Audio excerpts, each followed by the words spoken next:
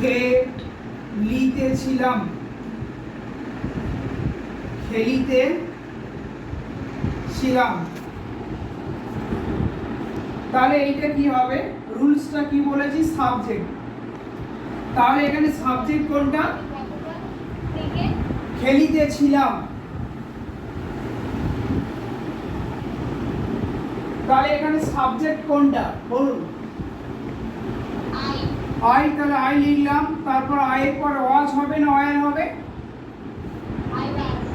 তাহলে I was.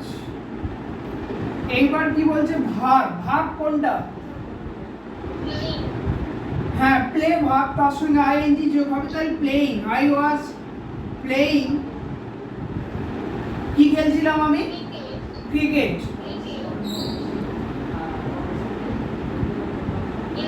CRICKET, cricket. I was playing cricket yesterday. Good.